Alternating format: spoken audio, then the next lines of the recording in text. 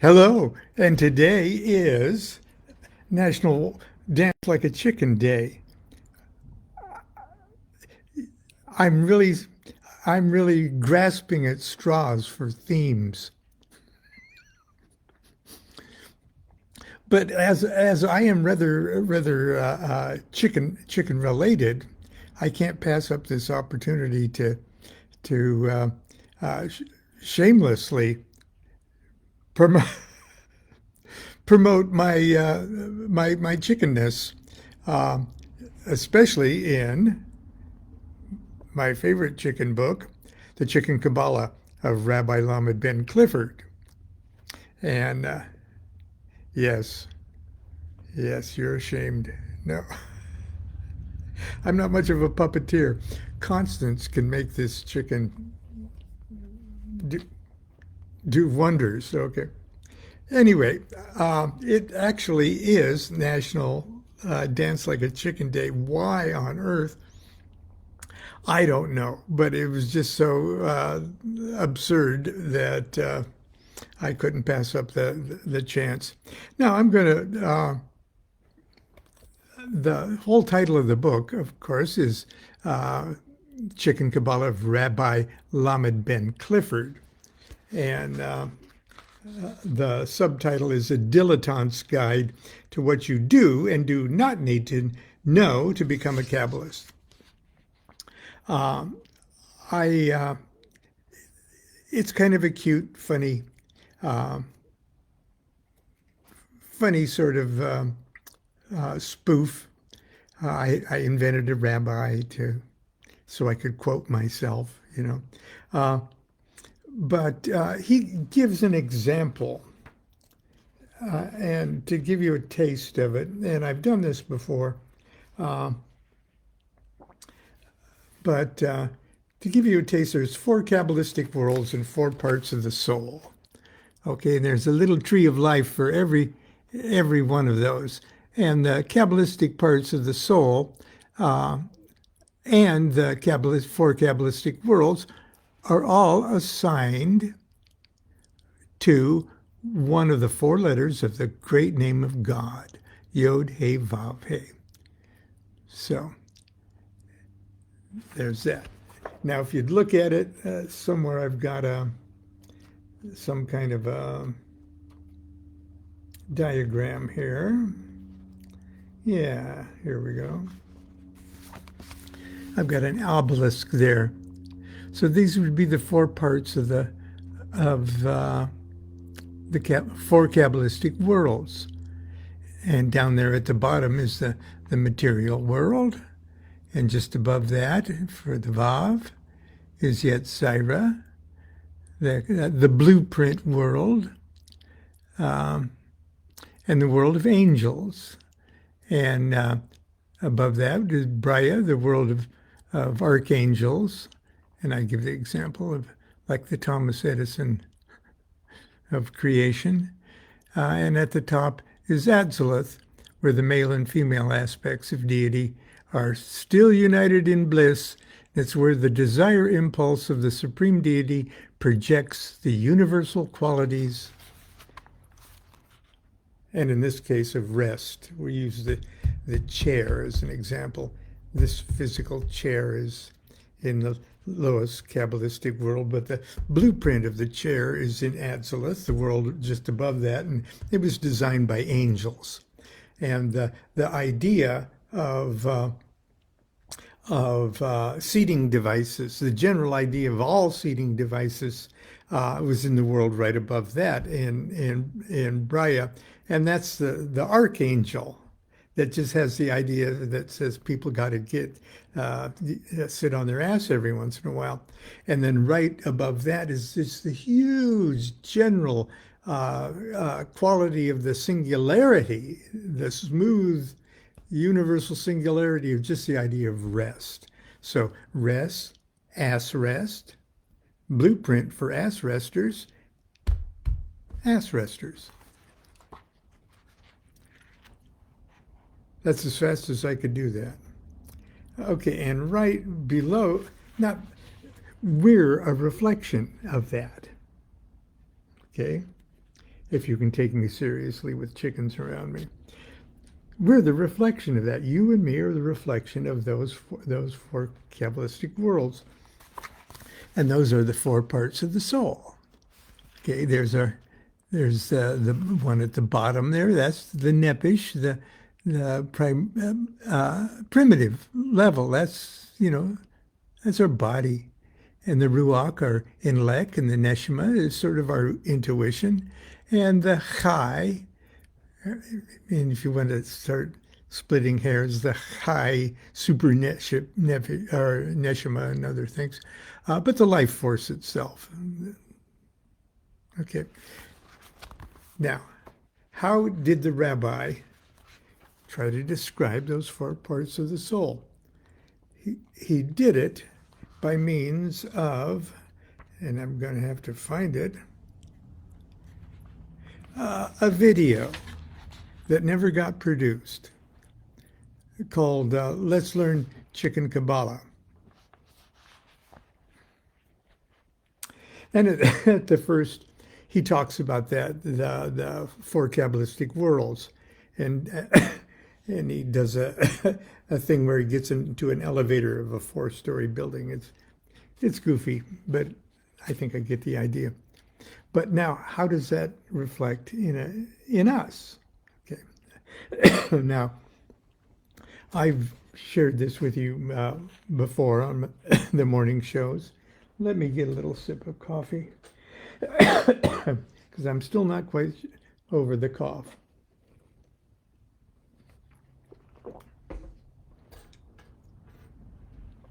And there's a Hebrew letter. Certain Hebrew letters have a final form. And one of the Hebrew letters, Kaf, has a final form. So the running joke at every Kabbalist funeral is, well, finally, he took his final cough. His last words were a final cough.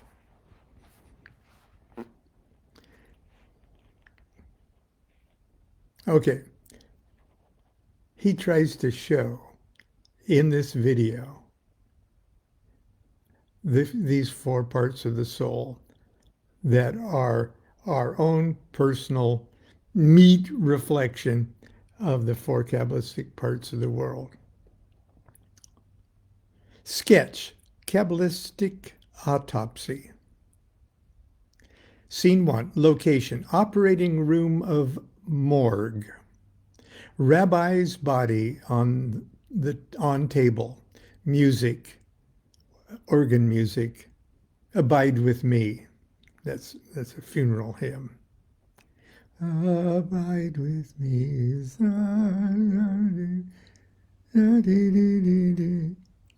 Rabbi's voice in voiceover because he's on the table. Then shall the dust return to earth as it was, and the spirit return unto God who gave it. The music stops. As the rabbi narrates, the camera slowly pans his body from toe to head. For modesty's sake, his genital areas and the genital area of his tattoos are marked off with black tape. I really look natural, don't I? This is the dissection room of the Kabbalistic morgue, and I volunteered my body for a little demonstration of the four parts of the soul. Because humans are made in the image of deity, that's a quote, quoting myself probably, we reflect the same dynamics as our huge and eternal counterpart. Each of us is a 4-story Yod-He Vav He, with our own little Atzaleth, Braya, Yetzirah, and Asaya right here inside us. 4 parts of our soul, which Kabbalists refer to as, starting at the top, Chai. It looks like chia, like the world of tasteless Christmas gifts. Chia. Chai. Neshima, ruach, and nepish. Like the cabalistic worlds, the three lower parts of the soul are just the distorted image of our real identity, chai, the life force itself. The rabbi continues. The lowest part of the soul, which corresponds to asaya, the material world, is called the nepish, animal vitality, or the animal soul. The physical body is not really the nepish, but the veil of the nepish. I call it nepish crust. As science advances, and as we learn more and more about the neural, electrical, magnetic nature of the body, it gets harder to determine where the crust leaves off and the nepish begins. Let's just say, for starters, that the nepish is the primitive level of consciousness that we share with the animal kingdom. Our instincts, our primitive appetites, emotions, and sex drive are our survival mechanisms. We can observe the nepish manifest most clearly in individuals who, because of unfortunate circumstances, are deprived of the proper functions of the rational mind.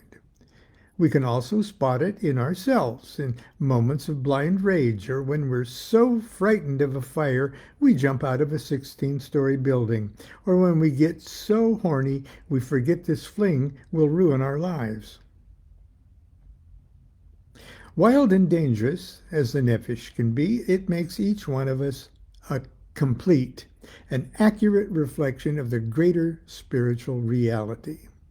It's where we live. It's our personal asaya. And every angel in the celestial realms would give its right wing to own one. Okay, now a morgue doctor in surgical clothes moves into the picture. She takes a scalpel from the instrument tray and moves toward the rabbi's head. The camera zooms in on the neck area as the scalpel blade nears the throat. The camera moves away before any incision is made. The part of the soul that corresponds to Yet Zaira, the formative world, is called the ruach, the intellect. Just as the physical body is the crust of the nepish forms the crust of the ruach. Scene 2.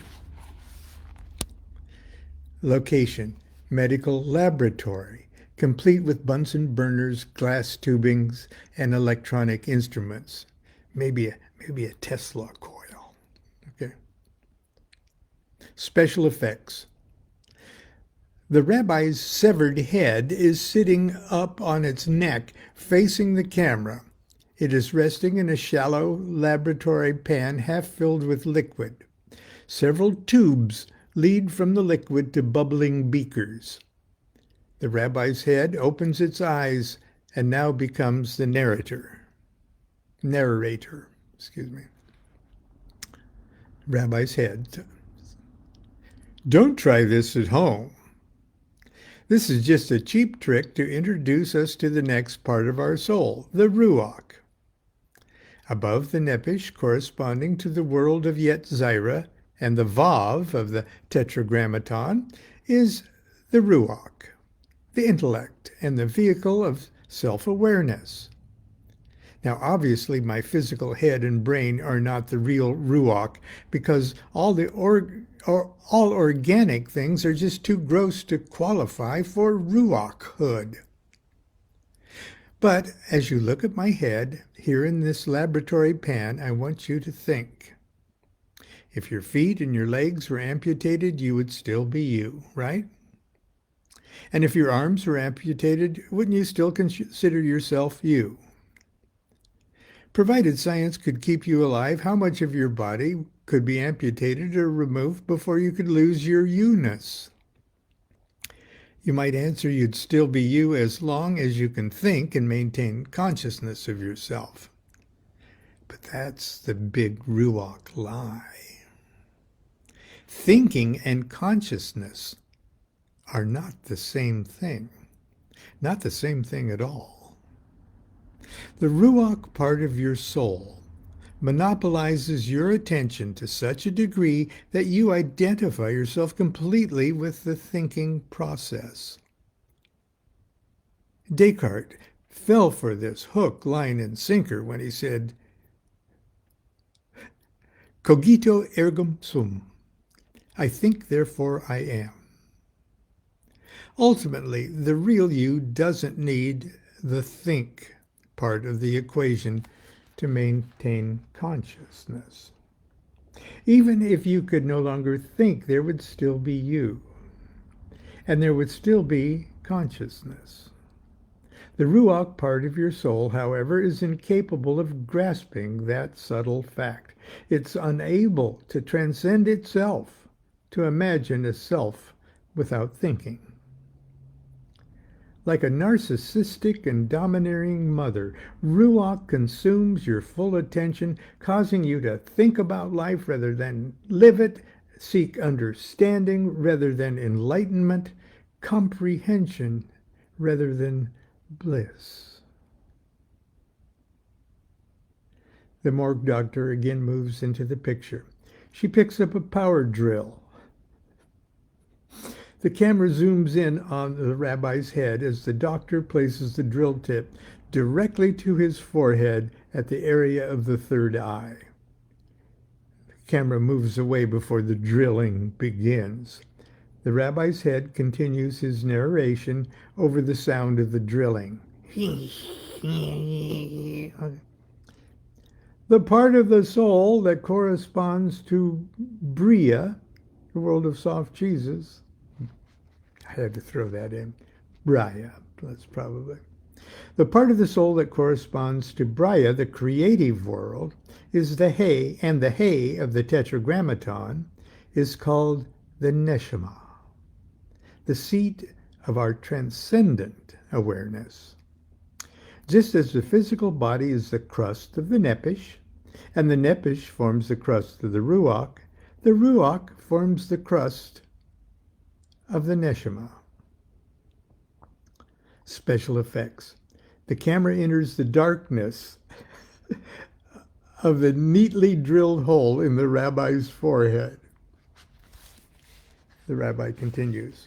Practitioners of ceremonial magic often argue that with each other over a question: are angels, demons, spirits, and other magical phenomena objective or subjective realities? Do they exist outside of us, or are they just in our heads? The answer is simple. The spirits and every other denizen of objective reality are all in your head. Only you have no idea how infinitely huge your head is. Scene 3. Location. Interior of Rabbi's head. A cozy den with a modest fireplace before which we find a golden retriever asleep on a braided rug. And the rabbi inclined in an easy chair. He's calmly smoking a pipe. His eyes are closed, but the brow of his forehead is furrowed, as if he was in profound thought or mystical reverie. He never opens his eyes, but continues his narration in voiceover. The rabbi. The Neshima, the Thomas Edison archangel part of your soul, is the soul intuition. It is our transcendent awareness, that part of us that rises above the thinking process and vibrates in greater harmony with the ultimate reality.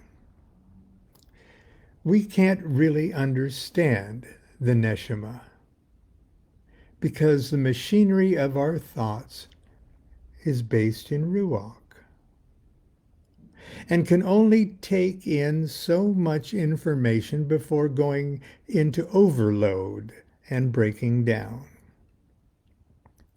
For our illustration here, we view my Neshima as being centered inside my physical skull. It may or may not be centered there, but there is one thing for certain. The Neshima part of our soul reaches infinitely farther than the confines of your physical body. As a matter of fact, for all intents and purposes, the scope of the Neshima is infinite. It is in touch with energies and levels of consciousness our ruach would not understand even if it could conceive of them. We've all heard stories of mothers separated from their children by hundreds or thousands of miles, knowing instinctively when their young ones are in danger. This is because at the traumatic moment the child emits, is it because at the traumatic moment the child emits some kind of signal that is telegraphed across the ocean to the mother? No. It's because the mother's Neshima is so huge, the child can never escape it, no matter how many miles separate their physical bodies. A mother's intuition is only a very primitive example of transcendent awareness. It is clear to me that if it were possible to determine the scope and the potential of the human Neshima, we could solve many of the mysteries surrounding the so-called supernatural events of religious traditions and unanswered questions of modern psychic research.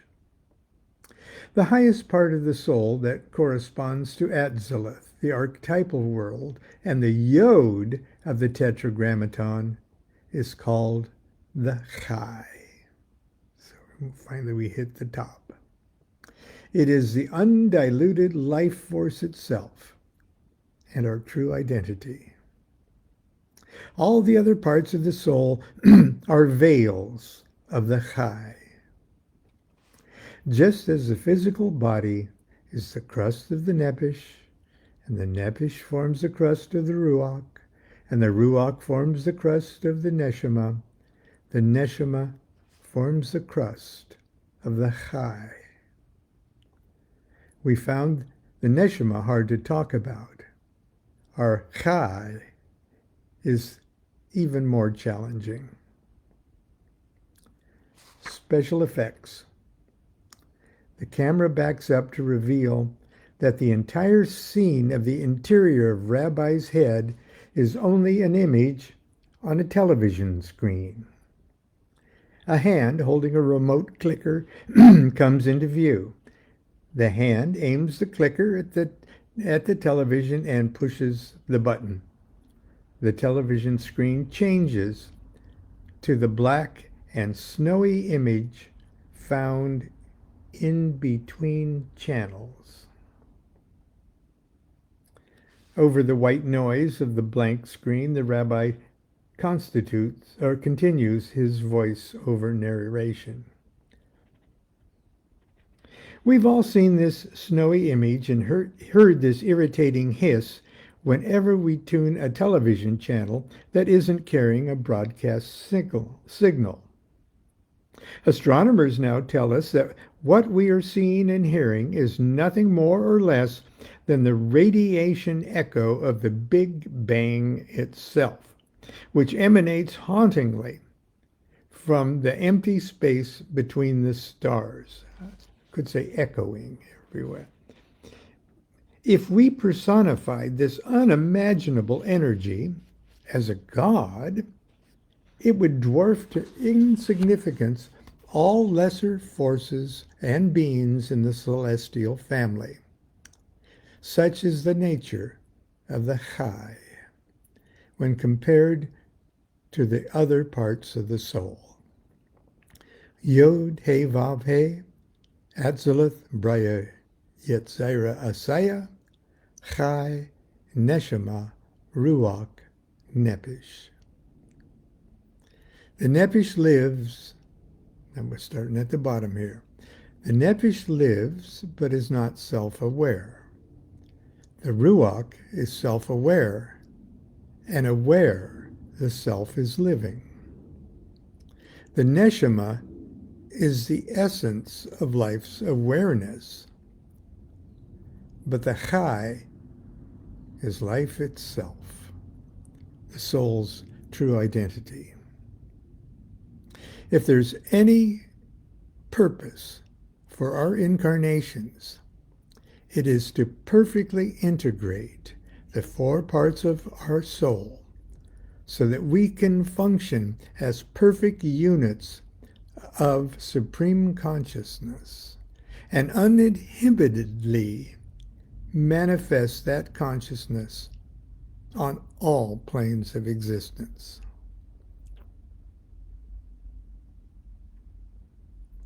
Special effects. The hand holding the remote clicker comes again into the view. The hand aims the clicker at the television and pushes the button. The television goes dark, except for the tiny white dot in the center of the screen. A white dot that slowly fades to black. That's the end of the script for Let's Learn Chicken Kabbalah. The Emmy Award-winning, the Peabody Award-winning documentary. Well, anyway, that's it for Dance Like a Chicken Day. Will you give us a little dance?